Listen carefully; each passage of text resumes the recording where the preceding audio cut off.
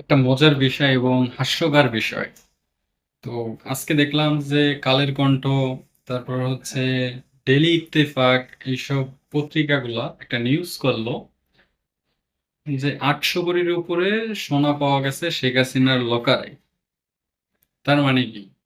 প্রায় ১৬ কোটি টাকার উপরে সোনা পাওয়া গেছে।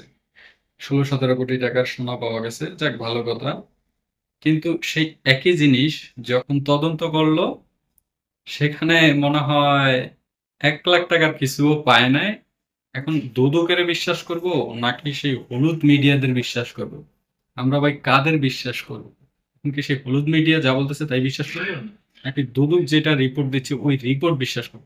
এই যে রিপোর্টের কিছু কপি দেখাই, যেগুলো হচ্ছে বাংলাদেশ সরকার তদন্ত করছে। আর ইউনূস অবশ্যই এইরকম মহান কোনো ব্যক্তি না যে শেখ হাসিনার তথ্য গোপন করবে।